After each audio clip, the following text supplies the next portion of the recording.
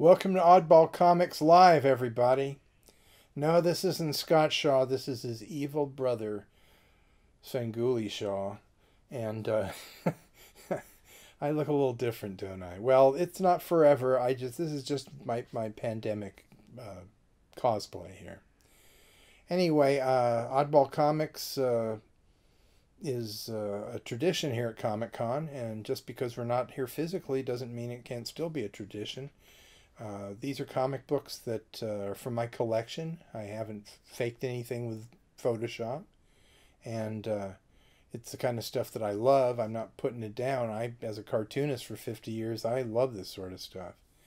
And essentially, if you've never seen this before and don't know what it's about comic books that you probably saw, didn't buy, or when you did look at them, you said, how the hell did this ever get published? So I think that's all the introduction you know. Let's get deep into Oddball Comics. You've probably seen me at these shows before because I've been doing these at San Diego Comic Con since the mid-1970s. And I'm glad that so many of you that haven't been able to see me do the show live will be able to kind of get a taste of what it's like to see it live. Anyway, let's get into it. By the way, this art here is by my friend John Pound, who I went to high school with in San Diego, and who was one of the founders of Comic-Con. All right, here's a piece of art that I did that kind of sums up all the different oddball things. This isn't to show off, but for those of you that don't know, I'm a cartoonist. I've worked in comics for almost 50 years now. And it kind of is what has informed my point of view on looking at these covers. I'll talk about that more later. One of the few things I ever did that really made a difference in comics was Jack Kirby made me and my friends, including John Pound there, into characters for an issue of Superman's pal Jimmy Olsen. That's me with the black and blue hair there in the background playing a cosmic oboe or something. I don't know what the hell that is. All right, this is kind of Jack's. This wasn't this issue that we were in, but it certainly gives my mission statement. They're at the top of the page. I mean, yeah, Don Rickles is there. How the hell he got there is anybody's guess. Well, I can explain that too, but I won't. Anyway, it says, Kirby says, don't ask, just buy it. And that's exactly what I'm asking of you. These are all real comic book covers I'm going to be showing you. I'm too inept to do Photoshop, folks. This is all stuff right out of my collection. I've been collecting comics since the 1950s. So I'm not faking it. Whatever I show you here is the real thing. And if you find it incredibly offensive, don't blame me. You could have bought it for 10 cents right off the stands when you were a kid. Oh, here are a few more examples of oddball comics I've done. I did a Burger King comic with Mark Evanier, who's not here to moderate. Here's a cover I did for Flair. This combines another number of oddball tropes, getting hit in the face with a fish, having a purple gorilla, UFOs, somebody standing in a dinosaur's mouth. You'll see all these things. Okay, now let's go into some real superheroes. Here's a character that was created by Jerry Siegel and Joe Shuster, the men that created Superman. But this was a character who was in a secret identity. He was a stand-up comic who was designed to look like Danny Kaye. That's his face up there when he's normal, and then he puts on a bigger nose and putty, and he's kind of like a good guy version of the Joker. But I like this one because his motorcycle there looks like it's going to give the guy a proctology exam. All right, let's go on. I just like this one because the idea of how can he even see the guy that he's trying to punch, but he's punching him right through the wall there. And I don't know if that guy's name is Blue Circle or not. He's called Generic Man, I think. Okay, here's the Owl. The Owl was actually a character that was Dell's only superhero back in the 40s. And then he went away. He was nobody saw the Owl.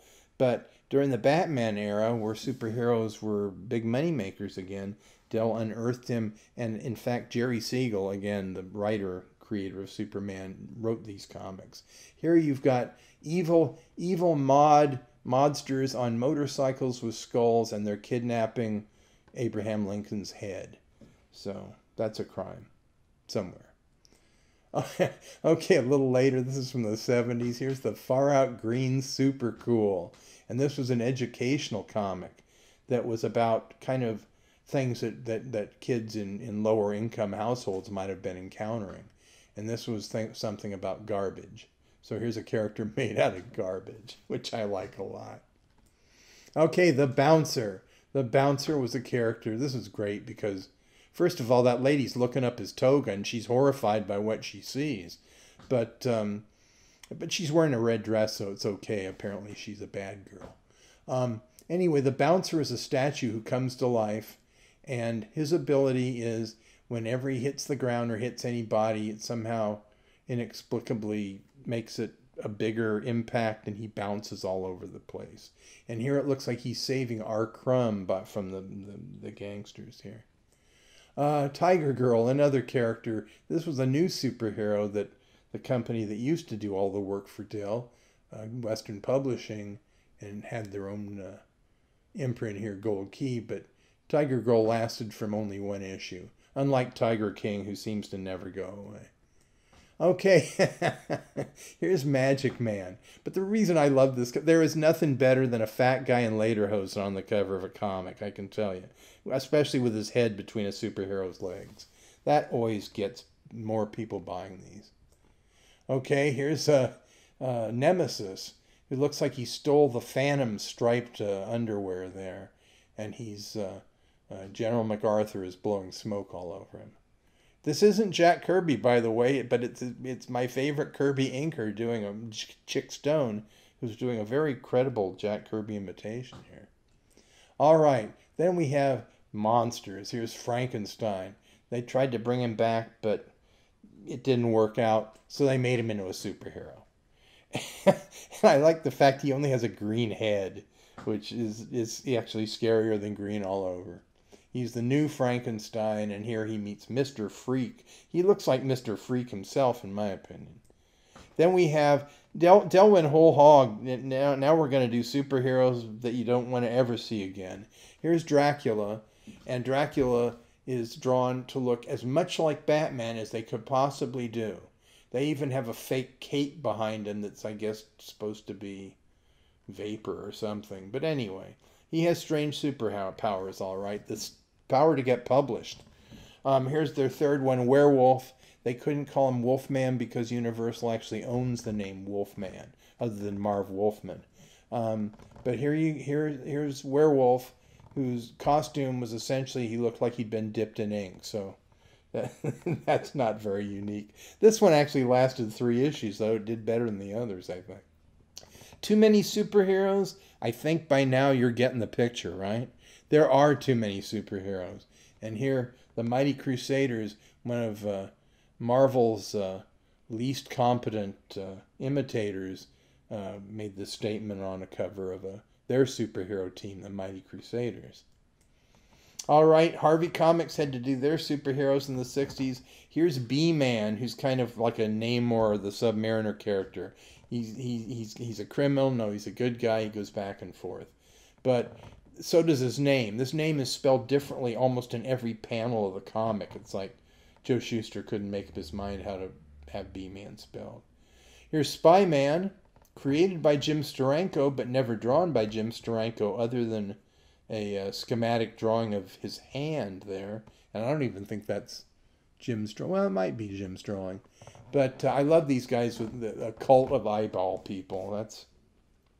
That's much more interesting than Spy-Man himself. Jigsaw. Jigsaw's made out of parts. He's the man of 1,000 parts. But there are 3 parts they never mention. That's part of the intrigue. Okay, Piranha. They couldn't even spell Piranha right there but I guess that's why they could own it. But he's fighting the human anchor. Not exactly an exciting villain. Well, the exciting villain, though, actually is down there in the corner. Brainstorm, the world's most brilliant villain, and his head, I don't know if you can read it here, but it says, around his bald pate there, the lettering says, Snap, Crackle, Pop. So apparently Kellogg slipped him a few bucks under the counter.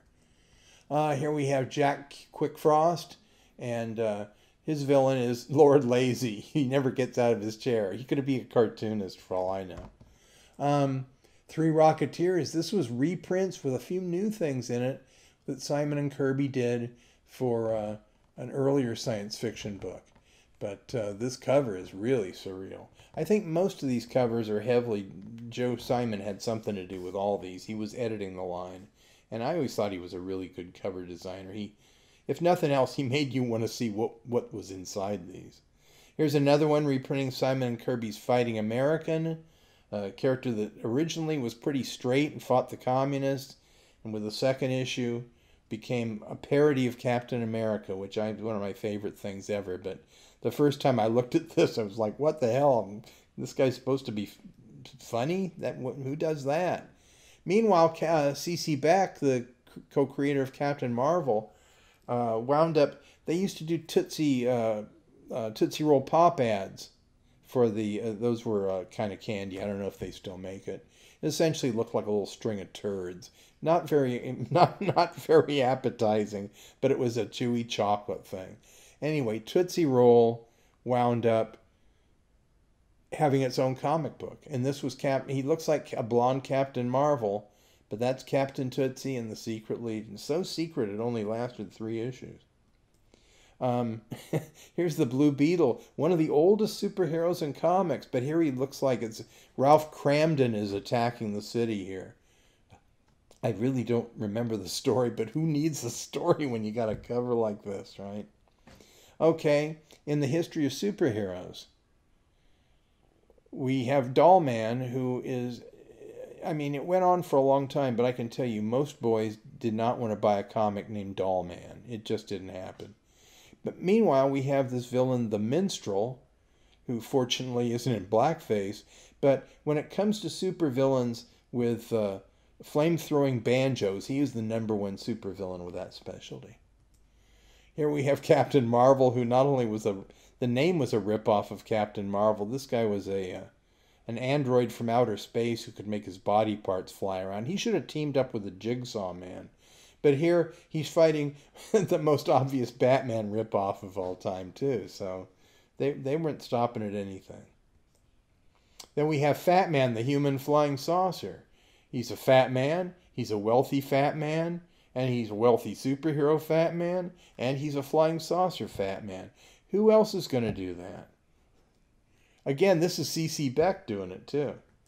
Okay, from the same company, here we have just exactly how we saw the enemy during the Vietnam War. And it's almost like, no, it was fun being in Vietnam, apparently, according to this cover. Everybody's having a good time but the Vietnamese. Superheroes. This was the most generic ever. And this cover is so downright incompetent, I can't even tell what's going on other than there are an awful lot of clowns in town. Okay, Nuclear had the ability to blow up. That was his ability. And this comic came out right after the Francis Gary Powers spy plane controversy. And I don't know, what was that, 62, something like that? Anyway, this was Steve Ditko's art, inked heavily by his brother-in-law, or actually Dick Giordano's brother-in-law. And, yeah, he blows up, and he also has a mental telepathic relationship with his jet plane. I'm not making this stuff up. I'm not that creative, folks. You've read my comics. Okay, here's Neutro, the most astounding superhero of all. Now, this is the only issue. I suppose it's probably because it says Neutro does not know the difference between right and wrong, which in my mind meant Dell does not know the difference between good and bad comics anymore. Okay, here's Buona Beast. Buona Beast, a character with a name alone that was offensive. And here we have he's in Africa, he's punching a purple gorilla. That's pretty much DC shtick. But here, there's the only African on this cover is cowering in fear over in the corner. The guy that drew this, Mike Sikowski, was a friend of mine. We worked together a lot. And he told me he refused to draw the 3rd issue because he thought this was so racist. He didn't want to have anything to do with it. Nobody else at DC wanted to do it. That's why the story wasn't resolved until 30 years later, I think, in Animal Man comic. DC decided to just do this, bag of nuts series called Dial H for Hero. There's a young Mark Waid is using that device to dial in characters like the Cometeer, Giant Boy, and the Mole. They even had an issue with Plastic Man, and that was kind of a tryout to see if people would be interested in buying a Plastic Man comic. They were, and DC wound up doing one for about 2 years. Okay, Hanna-Barbera had their superheroes. The Herculoids, Birdman, Moby Dick, Mighty Young Samson, Mighty Mightor. I mean, these are characters that I actually think were pretty good, except Moby Dick as a superhero is pretty funny. But, yeah, these were on TV for a couple of years, and as you can see, Alex Toth designed most of these. In fact, that one of the Herculoids actually looks like it's his presentation art to sell the show. By the way, Space Ghost, who I think is here, was sold to CBS with one sentence and some artwork. Batman in space. They sold the Herculoids the same way. Tarzan in space. So that's how Joe Barbero did it. Anyway, these are more H&B characters, superheroes that are pretty damn obscure now, except probably for Space Ghost. DC had the Inferior Five, a strip or comic I loved a lot. This cover is by Joe Orlando, who drew the first couple of issues. He used to work for Mad Magazine. This was created by E. Nelson Bridwell, one of the most overlooked guys in comics, but a real smart, creative, and funny guy. I don't think you can get away with a female character called Dumb Bunny anymore, though. And Awkward Man, by the way, I should mention, I never even got the pun. It's a takeoff on Aquaman. But White Feather, Mike Sikowski, who drew the later issue, said he's the first gay character in comics. He said that's why he was a fashion photographer who was scared to death of women. So he said that's because he was gay. So who knows? Anyway, that's what a guy that drew him for a long time thought. Here's the Peacemaker. During the Vietnam War, here's the Peacemaker he's the man who loves peace so much that he is willing to fight for it. And I love how his logo up there, or his emblem, I should say, is a dove that's shooting out lightning bolts from its wings. Now that's peace. Okay, here's Herbie the Fat Fury. Occasionally he would become the Fat Fury, a superhero with a plunger's helper on his head. Plumber's helper, but it is a plunger. He usually didn't have a big phallic rocket ship sticking out between his legs, though. This was a very special issue, with quotes around very special. Nature Boy. Yes, he certainly is. Nature Boy is the master of wind, rain, and fire, drawn by John Buscema for Charlton in his early days in the comics. But poor Nature Boy really doesn't have anything going on downstairs. Those are the tightest, least realistic crotch in the history of comics. Okay, here's Fruit Man. Fruit Man, he didn't have anything except he turned into fruit. It was funny, kind of, but he looks like Paul Dini in this picture somehow. They also had characters named Super Hippie and Captain Flower. And these characters were from a comic called Bunny, Queen of the In Crowd. But quite honestly, this was like middle-aged fathers. They thought, if we can do hippies and make them, lovable, maybe it'll work. They just didn't get it. All right, here we have some heroes you recognize. But my friend Neil Adams, for example, he had Lex Luthor beating up on Super Baby here. Or a Super Kid, I guess. He's not baby yet. But, yeah. The Comics Code Authority approves seeing a kid getting hit in the face by an adult with a set of kryptonite brass knuckles. That's very nice. All right, this was a Spider-Man comic that was also given away to promote using condoms. It was because this alien had this plan. If he could convince kids not to use condoms, then he could take all the babies back to his planet as slaves. It doesn't make much sense because it was written by people who were experts on kids and birth control, but it's still worth having. Then this was a little giveaway one. It was kind of like those ones you used to get at the shoe store when you were a kid. So I guess if you went to another shoe store, you got a thing about birth control. All right, Batman. DC loved doing things to its characters. I love this one. Apparently, Batman was not welcome on Pride Day because he and Robin are turned into ribbons by that rainbow monster. Fantastic Four. This one, the most offbeat collector's item issue. Well, it is now, certainly. But this actually features a story. The Impossible Man's kind of cool. It's based on a play and movie called Visit to a Small Planet. But the thing down below with the Fantastic Four, they actually, go visit Stan and Jack at Marvel, and we find out all about what they do on their days off and stuff. It isn't your typical superhero comic. I defy you to even explain this one. A humanoid dodo bird is the phantom fisher bird who's catching a mermaid and a kind of a harpy looking guy who are Wonder Girl's boyfriends. Nothing like Bob Kanigher to make you go, how the hell did this get published? Meanwhile, over at Marvel, they were kind of figuring out new foes that the Human Torch could have because the FF was getting so popular. They spun off the Torch into his own series in Strange Tales. But, by this time, I'm sure Jack Kirby was coming up with a lot of the ideas. He eventually was doing most of the ideas. But the Human Torch's foe, Paste Pot Pete, there is just not only goofy, but it's kind of disgusting looking.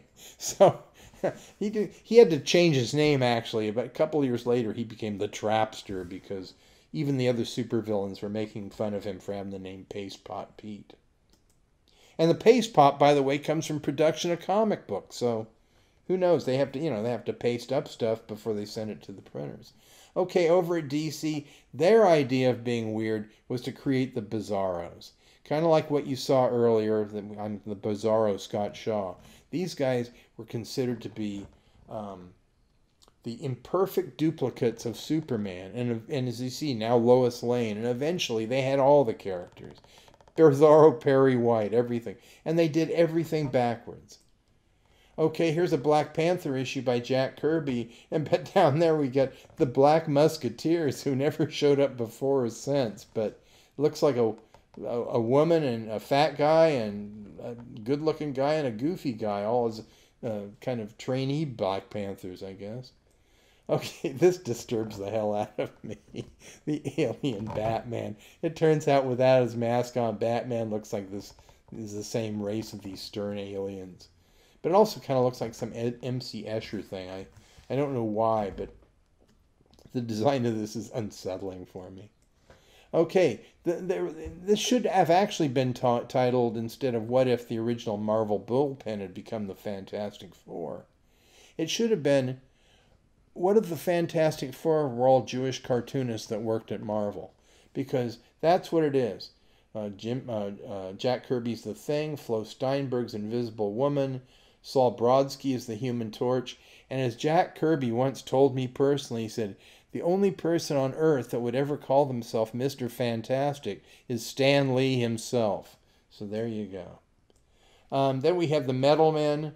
They were fun and wacky. Then Mike Sekowsky took over, and it's like disturbing stuff like being tortured by a giant clown while enslaved. That's fun, isn't it? Because those clowns in the background are having fun. This cover by Sekowsky and Giordano, Mike gave me the original. I love this thing. This is the first issue of Spider-Man I ever bought and saved because it's the only time I ever saw any character, superhero cowering on a cover.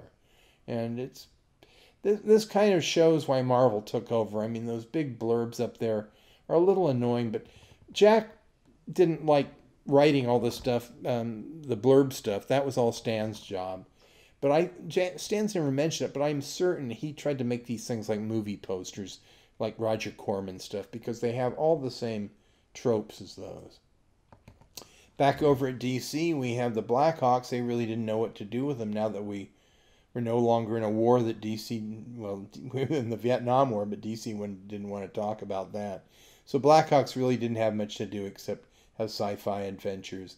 And here they're encountering, well, they're miniaturized so they can fight giant mummy ants. If that isn't entertainment, I don't know what is. About 6 months before Jack introduced the Black Panther, Marvel produced a Western that has a character, a white guy, that's just called the Panther. But the design is pretty similar. So maybe Jack had that Black Panther whipped up a few years earlier, because this is by Dick Ayers, so he wouldn't have known. Okay, back to the Bizarros. DC would do these annuals. They were annuals, then they became quarterlies. But these 80-page giants where it would be like all of Batman's strangest cases or Superman's weirdest girlfriends. They did a whole one of the Bizarros. The Bizarros were so popular. Now Bizarro's like some fiendish killer, but back then, this was the best thing about DC, was they could make fun of themselves. All right, enough superheroes. Too many superheroes. Let's go to some giveaway comics. Here's the Big Boy comic. You probably remember the Big Boy. There's still some restaurants open. By the way, this comic was written by Stan Lee and drawn by Bill Everett, creator of Submariner. But on top of that, this is the West Coast version. Here's his East Coast version. Both also, everything, the script and everything is the same, except Bill Everett had to go back and draw this version because this is how Big Boy looked on the East Coast. I kind of like to think of him as the Earth 1 and Earth 2 Big Boy. These comics make no sense whatsoever, but I have to agree, it is fun to stay alive. And I think right now, it's really fun to stay alive. But this is a comic created to educate kids about how not to have accidents and stuff. But they used, they got all the guys from comic strips to do little one-page things with Bugs Bunny telling you how to avoid a gunshot blast, that sort of thing.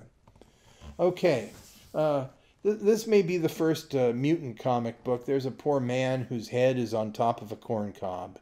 And you know what they're going to do with that corn cob sooner or later. Anyway, Colonel Corn is there to train this kid because he's in the 4-H club. And this is what Cargill, who I believe still makes, supplies for farmers. This was a giveaway in rural areas.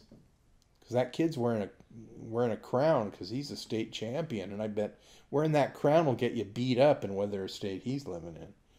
Okay, Scotty McTape to the rescue.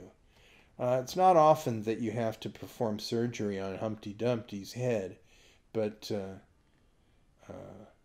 this is not a known. I went to school with a Christian Scientist who got himself all cut up, and his parents just tried to tape him back together. It didn't work.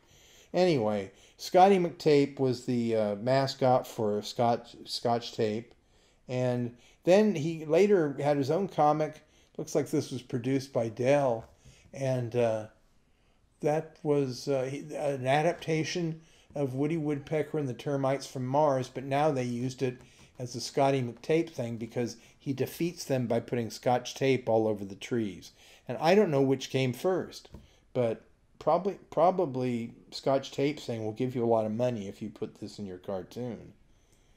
Then Woody decides to sell cars to people. Now, there are an awful lot of cartoon characters I'd trust. I'd buy a car from Popeye. I'd buy a car from Fred Flintstone. I would not buy a car from Woody Woodpecker. The minute you put that key in the ignition, big hammer's going to come out of the hood and knock your brains out. The funniest thing about this, though, was they didn't want to give the writer, who I knew, he wanted to get like the car spec. So if a kid took this home from the showroom, then he could show Dad, hey, it's got a special thing here. But instead, they didn't want to put any facts in because they were afraid that Ford would somehow use this comic book as research to improve their car, since Chevy this was the 55 Chevy, probably the biggest selling car in a long time. All right, here another giveaway comic. Here's the Kool-Aid Man. This from where he got a lot more cool. And he crashed through walls and stuff. Here, when he crashes through the wall of that spaceship, everybody's going to be sucked into outer space. And those Those aliens whose big crime is being thirsty, their corpses are going to float in the stars forever. But the kids are happy about it because they get to drink Kool-Aid Man's blood. It all works out. Okay, a lot of people know that I'm a friend of Sergio Aragonés. And isn't it funny we all say it like Americans instead of Sergio Aragonés? He wouldn't know what to say. You go, who are you talking about? Anyway, a lot of people wonder what he did before he was a cartoonist. Here he is. He used to be a lumberjack, and the first thing he did was cut up a bunch of trees so he could make a logo that's made out of wood. And apparently, this teaches you that trees are full of great stuff if you just cut them open, because there's toilet paper, there's a little wagon, there's bowling pins. They're all just inside those trees. It's really interesting how nature works.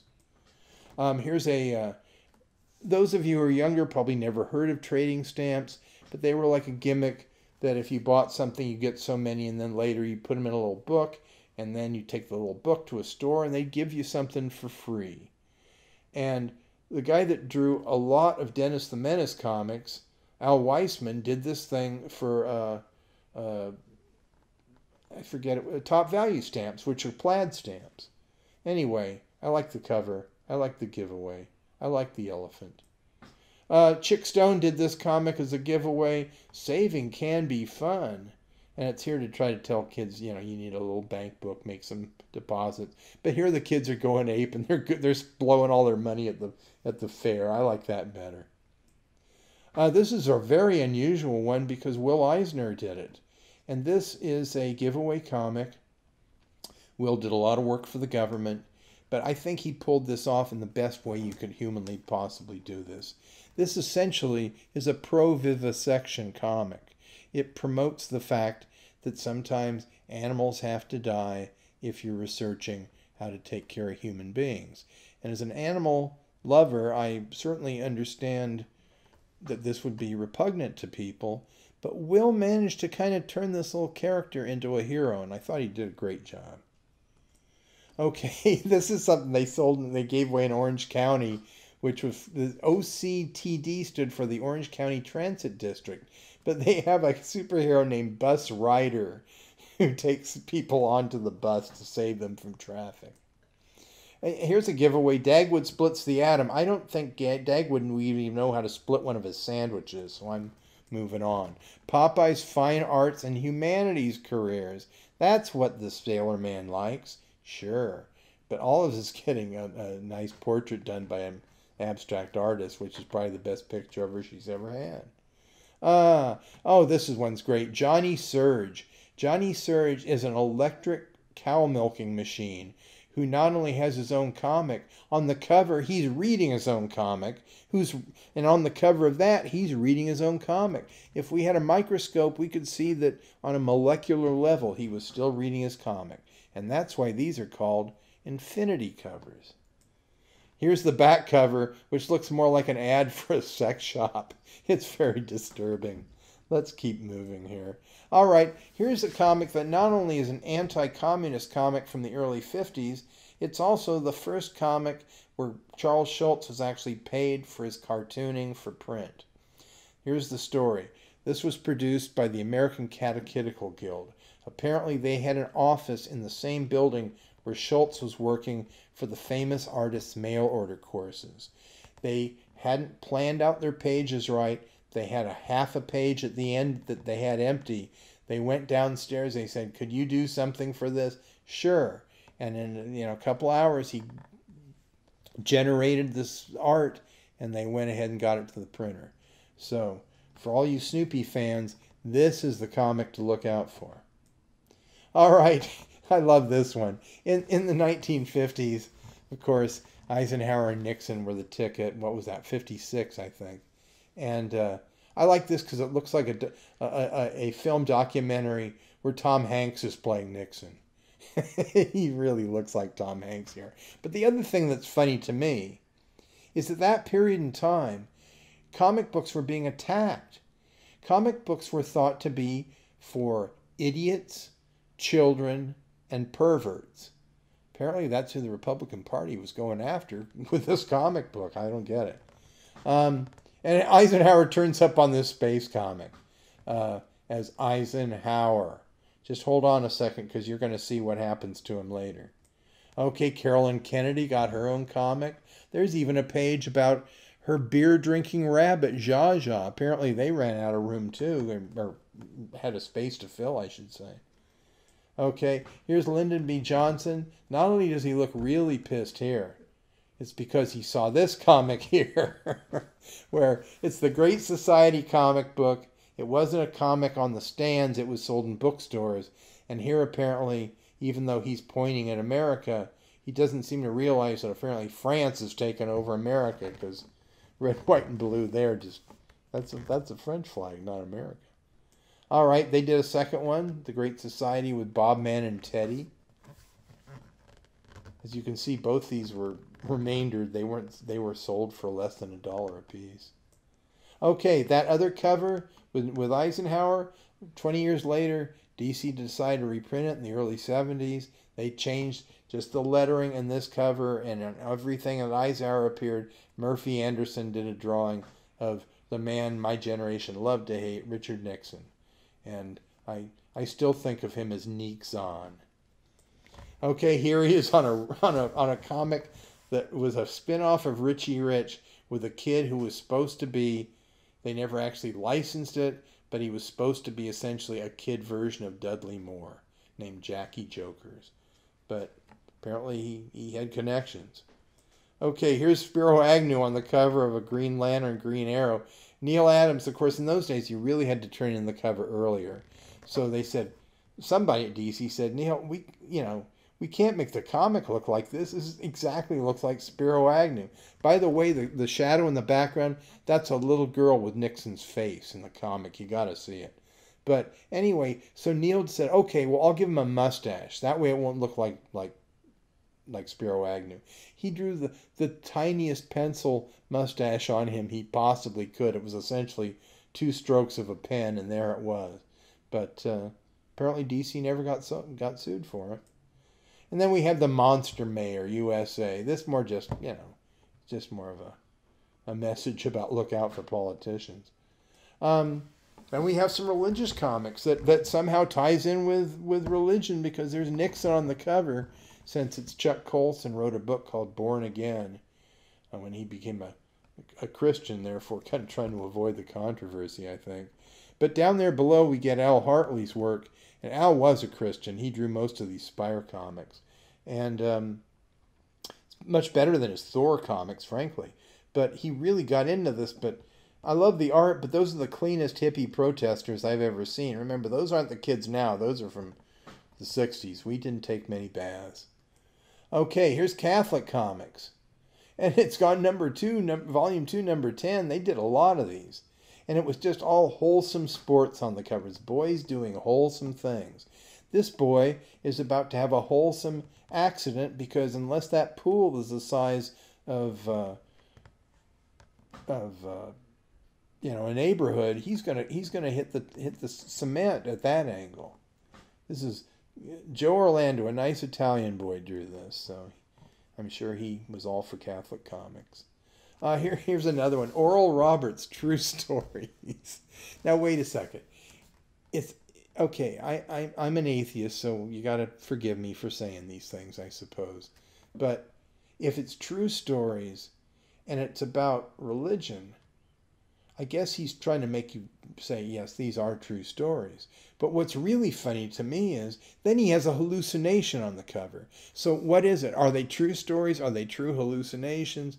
And plus this kind of looks like a pulp magazine cover rather than something that trying to entice people. It's very, very grim and dark, except for the pink elephant. All right, here's one of Al Hartley's religious comics that I really like a lot, Barney Bear. And here he's meeting some weirdo miscreants. They're bad funny animals, essentially. But he gives them the word, and everybody's happy at the end. And yeah, it's a very nice series. But the idea of funny animals with religion kind of throws me. It's like, I know there's a scene where God made us in his own image, so where do these guys fit in? I don't figure that. Okay, here we go. Some TV stuff. Leave It to Beaver. Wally decides he likes girls better than camping out with Beaver. I'm not touching that line, ladies and gentlemen. It's on the comic itself. Again, Circus Boy, another kid show I loved as a kid. And the guy that's in that clown makeup is the guy that played Jim Rockford's dad. Noah Beery Jr., one of the most lovable characters on TV for years.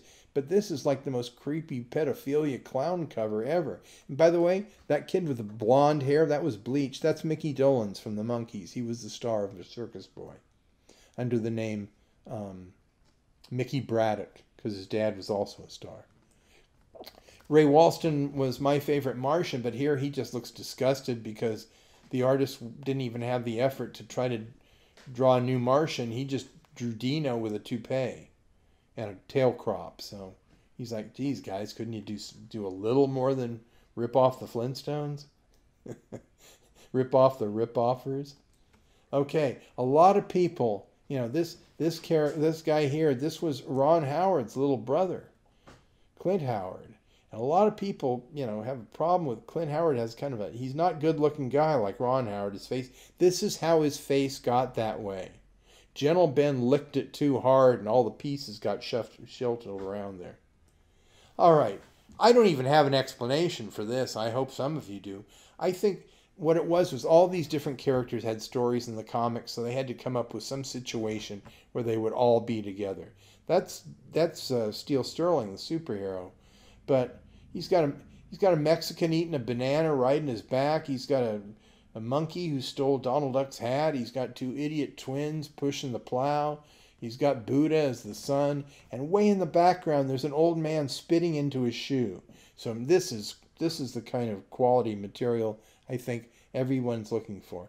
And as for the title, Roly Poly, your guess is as good as mine. Again, your guess is as good as mine. Jeepers, Dad, this is the best Christmas gift ever. I don't know. I don't know. It's an XB2. That's all I know. The Luchadores are in town again. At least this looks like a giant Mexican wrestler is attacking the flying Jeep. And the way you can tell it's a flying Jeep, that man's cape is going back. That's the only way you know that this is a Jeep that can fly rather than got knocked up by the giant wrestler. Crazy Life comics. They're hilarious comics. It's just called Crazy Life, though. But this says brightly covered pages. It is too brightly colored. It's like you can see somebody at the editorial offices probably said, "Oh man, we blew it. We left the gloves white." It's like looking at this is worse than being on LSD. I can tell you from experience. Here, Salvador Dali meets the comics. This is a comic that was created by Bill Gaines. All the investigations into comics kind of destroyed EC Comics, so they decided to do what they called, this whole new direction. And these were more aimed at adults. And Bill Gaines had been going to a psychologist, so he decided to do a whole comic about therapy at a psychologist's office. And instead of a horror host, he has a guy that's only called the psychiatrist. 4 issues, that was it. But it was certainly an interesting comic. Wacky Duck. If you want to ever know how comics are done, they actually get a duck all hopped up on amphetamines, and he personally redraws every copy himself. So these are not printed comics. And by the way, this is also the craziest Infinity cover ever because we've got 15 covers that repeat themselves. Here's a guy, Booty Rogers was his pen name. I don't know his real name, but I think he was one of R. Crumb's influences because this kind of cartooning is mainly what you would see in an underground comic, but I just love this thing. And Sparky Watts was a college student version of Popeye. He had all kinds of superpowers, but he never wore a suit. He just wanted to be a college student. This one, again, WTF. Howard Chaykin, this was the favorite cover of his that I've ever posted because he's like, I don't get it. It disturbs me, but therefore I love it. Again, Jack Sparling was not one of my favorite cartoonists, but this was probably his best cover working over a Joe Simon Ruff. Talk about Tiger King. Here's Tiger Boy. He is the Tiger King. John Rosenberger drew a lot of romance comics. They got into superheroes. He did Lois Lane. But this surreal cover of the Jaguar fighting giant germs is really great. Another extremely weird, good cover by William Ekren, a Norwegian, who was mainly a fine artist, but did a couple of covers that got increasingly bizarre. And finally, this one's the ultimate one. It's unreal. I mean, there's a headless nude torso in the background. There's a snail with a candle on top of its head. If you look at this long enough, you'll see a sailboat in the background, I promise. Okay, Jackie's Diary. Jack Mendelson did this as a comic strip. He also wrote the first script for Yellow Submarine and lots of TV shows. And he was a friend of mine. We worked on some projects together. But when I was a kid, I hated Jackie Mendelson because I didn't understand the gag. I thought a little kid sold this comic to Dell, because I had it, because he wrote on the comic he was 32 and a half. I didn't understand that was the joke. All right, you know, when the bad guys are after you, just throw your boy's sidekick at them. That works great. Full of fun? If it was full of fun, why is everybody asleep on this cover? Scream Comics? I think she will. Why that boy is covered with blood, I don't know. But why those lobsters have all been cooked and yet they're live, I don't know. And why her torso is completely so twisted, I don't know. But it is Scream Comics. This is the actual title of this great comic. Tasmanian Devil and His Tasty Friends. Lucky? Not really. I don't see anything on this cover that makes me feel that I or anybody on the cover is lucky. Okay, here's Amazing Fantasy, or Amazing Adult Fantasy, I should say, because Smile and Stan wanted a special comic that Steve Ditko and he could do those little 5-page stories, and as you'll see, the Amazing Adult Fantasy logo looks like the Twilight Zone logo intentionally because this came out when Twilight Zone was big. So we have Ditko's monster here. It's still a giant monster, the Terror of Timbu Ba, and then down at the bottom it reassures you that this is the magazine that respects your intelligence, so don't worry. This looks ridiculous, but we respect you. We respect your dime more than anything. Okay. Fish in the Face covers. I love them. Here's one. Seems like fish in the face happens a lot in comics. Here's a fish about to be in your face. Here's a fish on your face. Love that cover. Here's a fish in your face. Mr. Fish. Nobody laughs at Mr. Fish. And then if at home, I'm sure you're laughing at Mr. Fish. Yeah, this was one of the earlier issues of Luke Cage.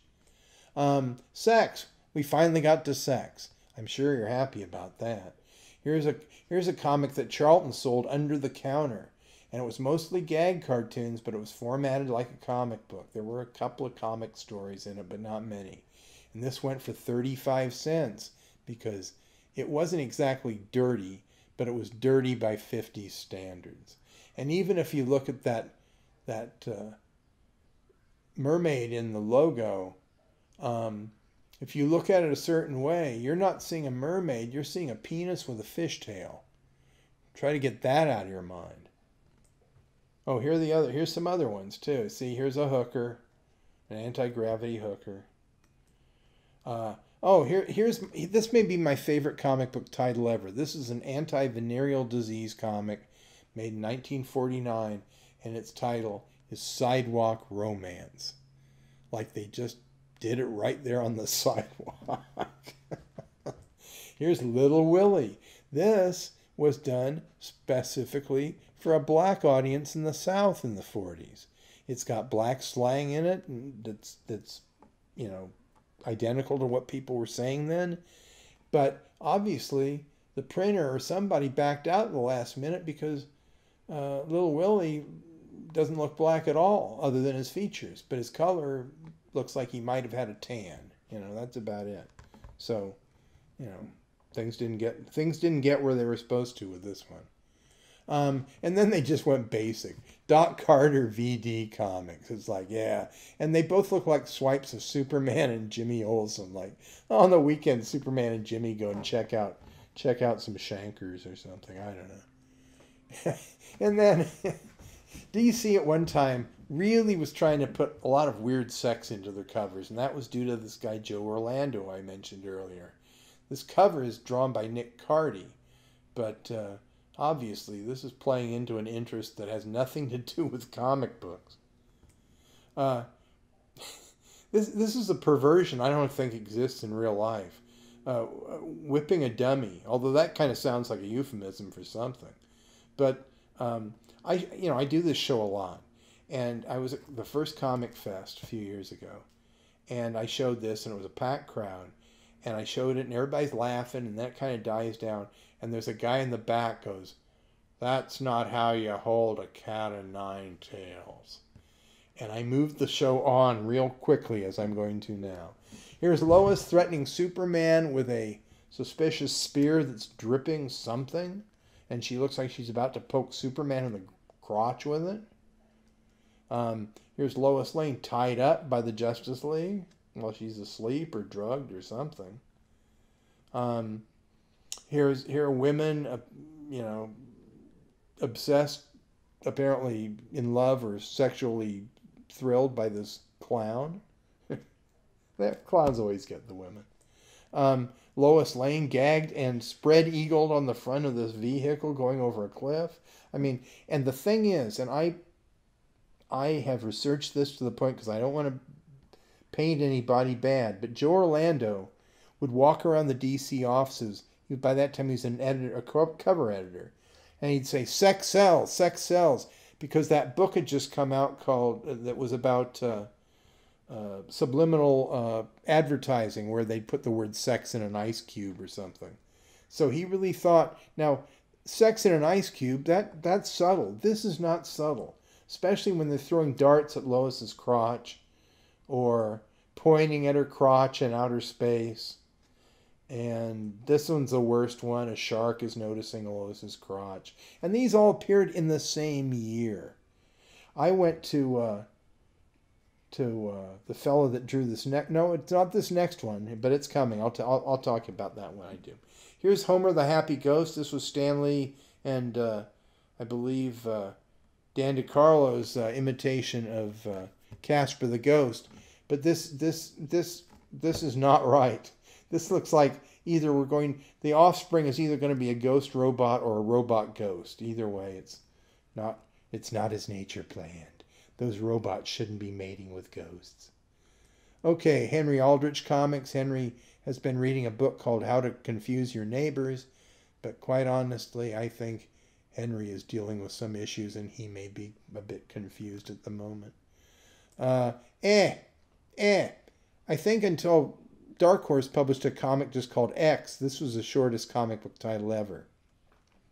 But as some of you know that have come to Oddball Comics in the past, I have to, at times, resort to street level of language. And in here, if you're a kid watching this, believe me, you're going to hear worse. But here we've got a gag where it takes the old joke or the old comment, built like a brick shithouse, because that was a bizarre description of women who had very nice figures. And so they couldn't use the term shithouse, so they just drew one on the cover and have him saying, "She sure is." If that isn't... This is exactly why the Comics Code Authority was founded, ladies and gentlemen. I rest my case. My name is Perry Mason. All right. This one always cracks me up because I don't know if it's a coloring mistake or not, but Phantasmo is certainly the nakedest superhero ever. And he's all wrapped up with those ribbons as a gift to fandom. What can I tell you? Joe Palooka is This is apparently a Valentine's Day issue. Joe Palooka was a newspaper comic strip prize fighter. And these are all the supporting characters. And it's for Valentine's Day. And he's checking out his buddy. He's a chubby chaser because he's attracted to Humphrey. Okay, Western Love. Hey, where's the guy? Oh, never mind. Okay. This is the Canadian edition of a comic in America that was called Popular Teenagers. I guess pop was what they were called up north. But this features a number of characters. It's kind of a half Archie, half romance kind of thing. And you see even on this cover, it's kind of cool because there's a photo of Ronald Reagan on there, which is unusual. But anyway, the young woman there, her name is Tony Gay. Okay, in those days, gay referred to having a good time. Everybody's happy. There are no problems. But her friend makes me kind of more than a little suspicious that somebody was getting away with something, because it's Tony Gay and her best friend is named Butch Dykeman. Butch Dykeman, ladies and gentlemen. Happy Pride Month. Jughead's Eat Out. There you go. This issue of Wonder Woman is all about a girl in Greenwich Village. Wonder Woman saves this girl who's being terrified by a group of 3 really freaky lesbians. I need to scan that for this. But again, things have changed, fortunately. But it's so strange to see this stuff in comics.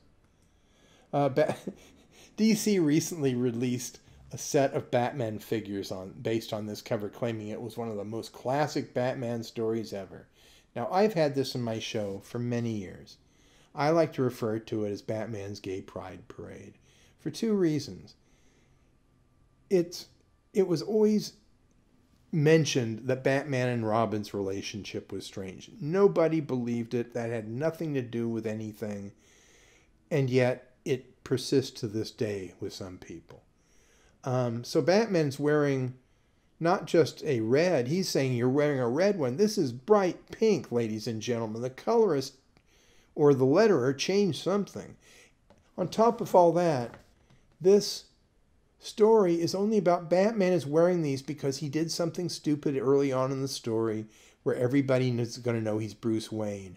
But he figures if he wears a different one every day, he'll distract everybody and they'll forget it. And indeed, that's what happens.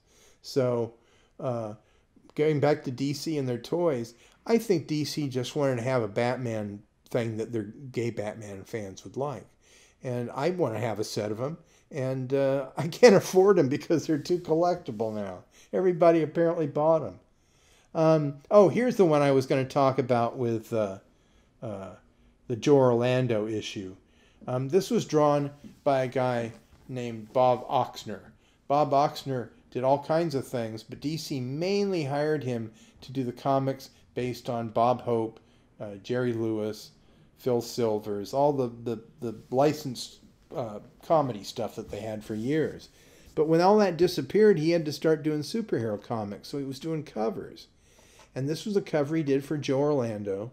And as you can see, it's about as phallic as a cover could possibly be. It's even emitting a little stream of quote-unquote smoke there. But I never met Joe Orlando to ask him about this, but I did meet Bob Oxner at the only convention he ever appeared at. And he saw me stalking toward him with this in my hand. And he was probably in his 80s, and I felt bad about it, so I kind of backed off a little and explained I was another cartoonist, and then he was okay with it. But he saw me, I was probably 12 feet away. He saw this in my hand, and he yells out, "That was Joe Orlando's idea." So I'm not just conjecturing on this. I heard it from the guy that drew this. And he was very embarrassed by this cover. Yet he autographed it for me because at least I noticed what was going on. Okay, here's another penis cover that is funny to me too, because Sergeant Carter is just so disgusted with everything. And here's one right in the center of the cover. Now, I had this comic for probably 30 years, and I bought it because it's a great comic. It's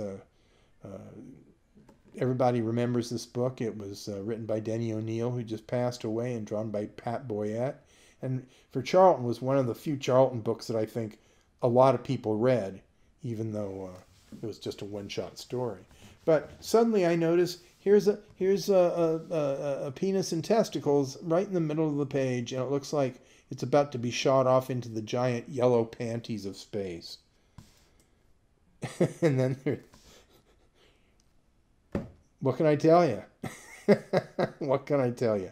I guess I got the, oh, I know why. I used to do this for Comic Book Resources. I just noticed they've got my logo I designed for them down there. Okay, Jack Kirby was doing this because this is weird too. I don't think Jack ever was sexual in his life in terms of, he had a big family obviously, but I mean his comics, other than Galaxy Green, I don't think he had any secret sex messages, other than the fact that in the future he thought that there would be android prostitutes, and this is somebody getting their, what they called it, build a friend or make a friend. Some in the comic, it was kind of like the Build-A-Bear workshops, except you'd get a hooker. So that worked out in the future, I guess. It sold a comic. Okay, gorillas. Let's talk about gorillas in sports. I don't know sports well, so I couldn't figure out. I thought he was coming into home base from the wrong direction. But still, it makes an odd picture, so I flipped it. This looks better, doesn't it? And frankly, having a gorilla sell comic was something that DC understood more than anyone. Okay, other sports comics. Will Eisner is a Rube Rookie in baseball comics. This was a one-shot, but I don't know if this was sold at ballparks or not, but it could have been. Will was always looking for new things. This is the spring training issue. Judo Joe. Hey, judo. Judo was a big deal. Complete judo lesson in every issue. That sounds good. Oh, the pull down from the rear. That doesn't sound as good. No. Okay. Guns Against Gangsters. Okay.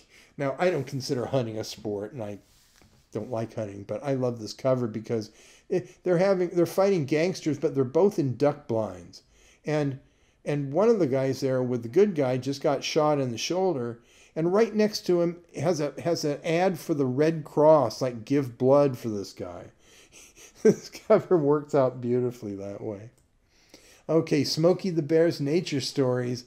This looks more like Smokey the Bear Pulp Magazine, because that's another bear who has a completely different design than Smokey. And he's an arsonist. That's smoke in the air up there. He's the arsonist bear. When they did it on Dudley Do-Right, NBC made him take it off the air. But here, Dell got away with it. Okay, Rex the Wonder Dog. Now those Native Americans in the background there, it's hard to say whether they're dancing or laughing or embarrassed. Probably all three. I used to watch Musical Film with Oz Wild Kingdom, and when Marlon Perkins wasn't selling me life insurance, he certainly wasn't shooting animals with a crossbow. I guess they felt this is Dan Spiegel's work, and I don't think Dan would have made this up. He was asked to do this, but whoever gave him this assignment had obviously never watched Wild Kingdom. This is one of those things where no matter what happens, it's not going to work out well. Either he's going to wake up, the elephant's going to sit down, or had too many peanuts or something. But the strange thing is, the thing that disturbs me most is what that clown is dressed in. I can't figure out his clothes whatsoever. He's like the human wrinkle. Crimes by Women. I'm convinced if somebody revived this title, and I'm sure now that everyone in America can see this video, it probably will be. But I think Crimes by Women, just the title alone, would be a best-selling comic. And of course, here we get what a criminal woman looked like in 1948, apparently. Here's another one. This was Women Outlaws. This is out west. And then we have Jet Dream and her Stunt Girl Counter Spies. This was actually a backup feature for the Man from U.N.C.L.E. comic. And then they did one shot that had some news stories and some reprints. But this was obviously a takeoff on Pussy Galore and her Flying Circus. Pussy Galore was very controversial due to her name. They even wouldn't reference her on the James Bond trading card. They just called her Goldfinger's pilot, I remember.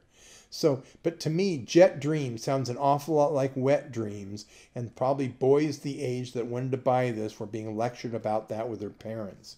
So I think that has a lot to do with the title of this comic.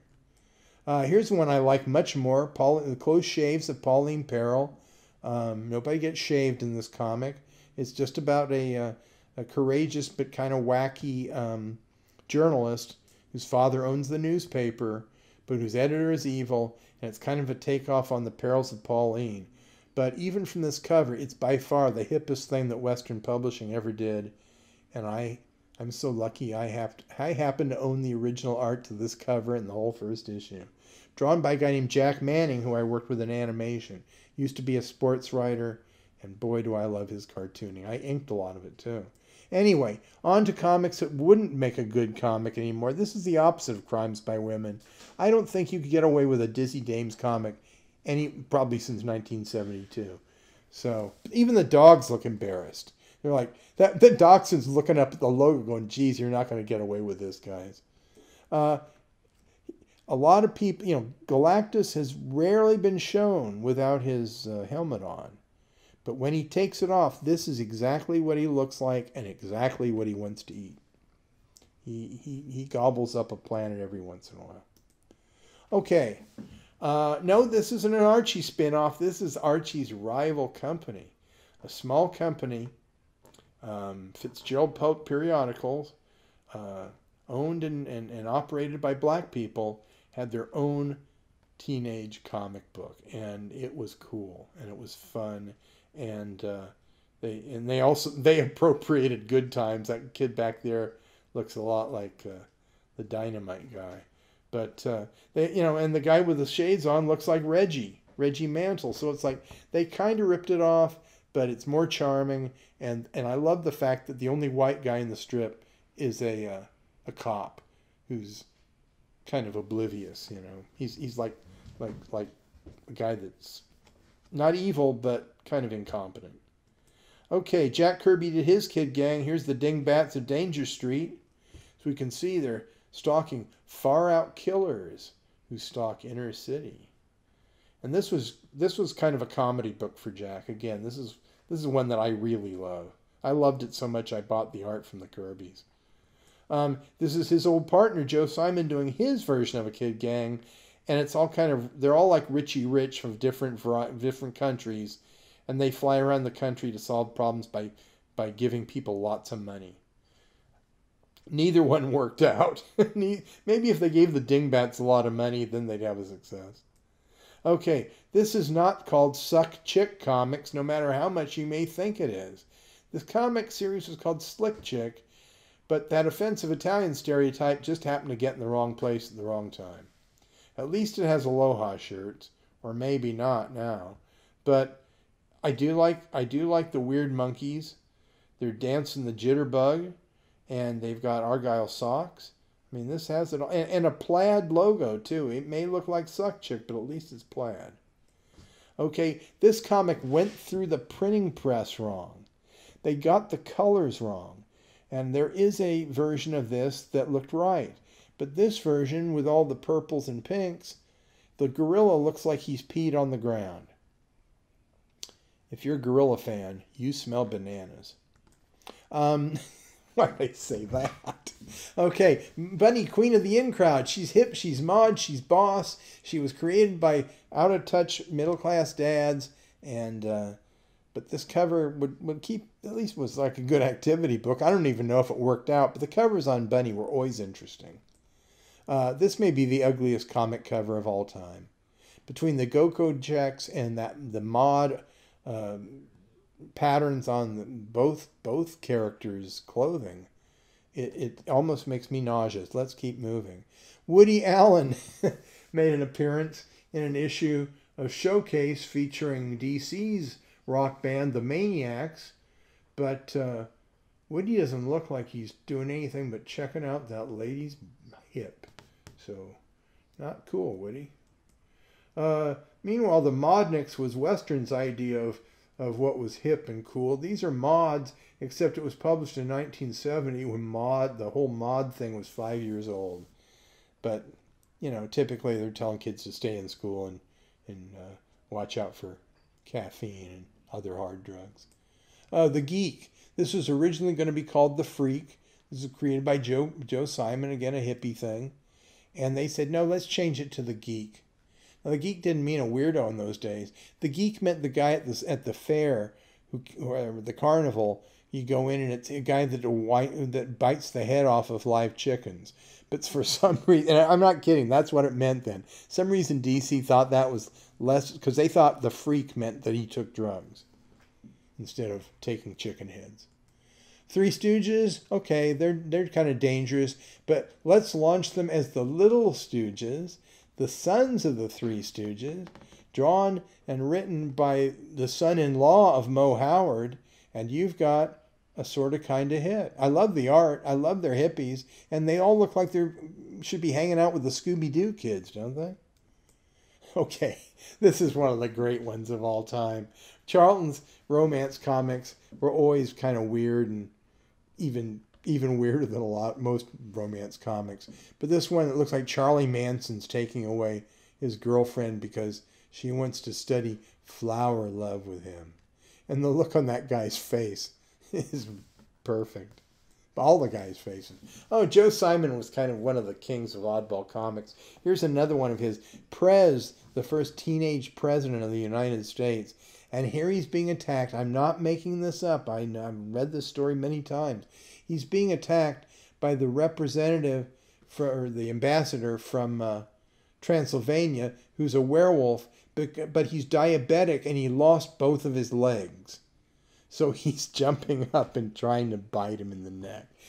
No, he's a vampire. He's not a werewolf. He's a vampire that just looks like a werewolf. I'm sorry. Okay, here's Zodi, the mod Rob. She's a robot, or he's a robot. I don't know which. And the robot predicts weather using astrology. It's like the guy that wrote this thought, I'm going to combine everything that I don't know about into one thing I don't know about. Okay, here's one of comics' oddities. This is one of the first sex changes ever in comic. John Belfi drew this. He originally drew this with another woman on the white horse there, trying to save her friend.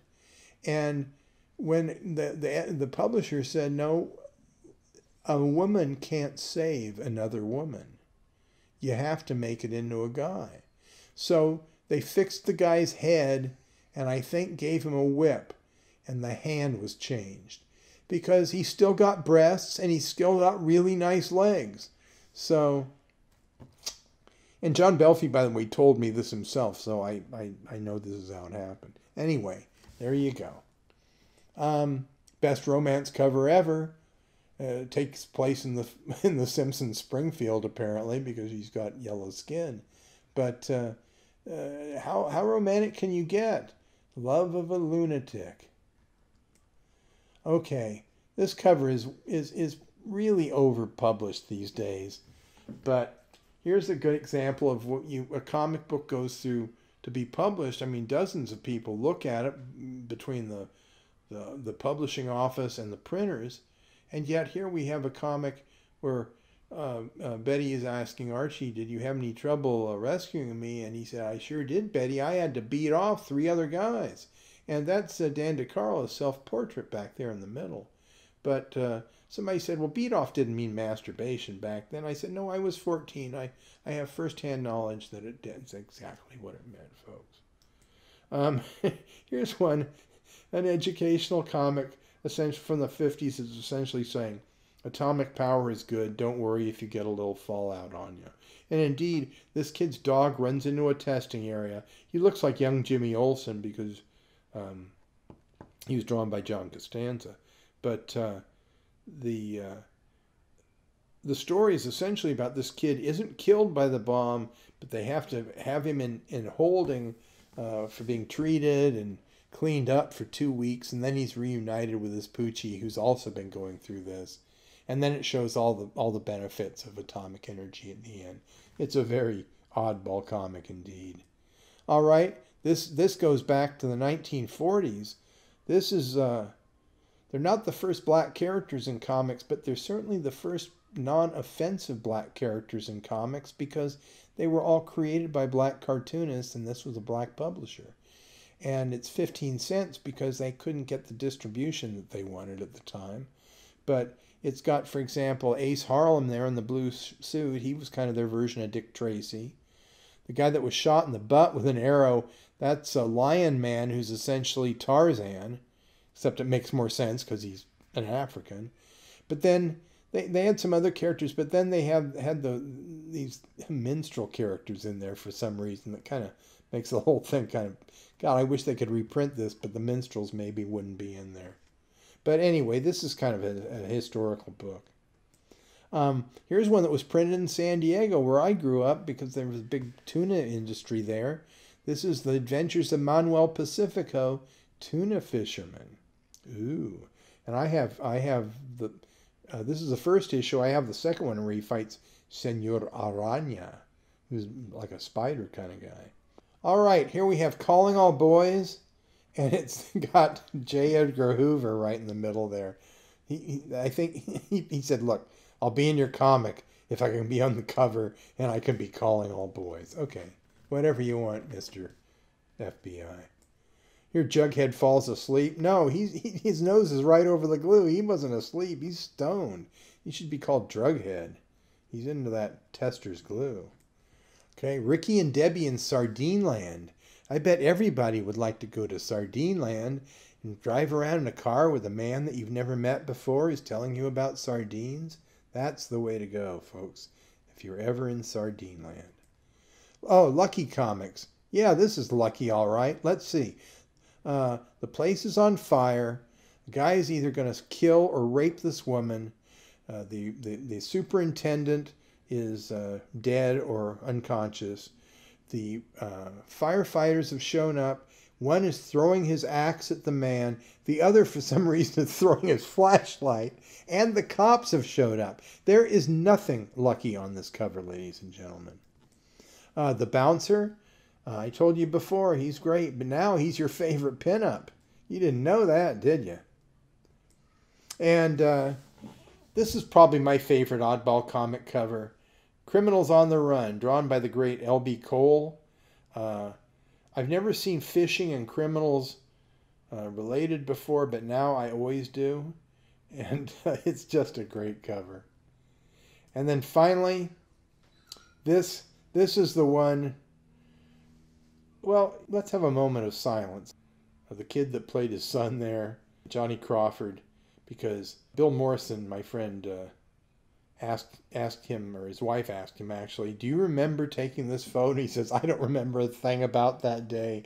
And I thought he must have erased it from his mind, because the way this is shot, it not only is the angle of that log and the look on their faces is horrible, but look at the big stain on Chuck Connor's pants.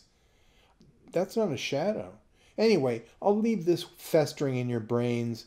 Here's my friend. My friend Steve Wyatt loaned me this. This is his issue that he got Johnny Crawford autographs. It says, to Steve, got some wood, signed Johnny Crawford. There you go. Anyway, thank you all. I hope you enjoyed this. I enjoyed doing this, and I'll see you all in person at next year's San Diego Comic-Con International. Thanks very much for watching.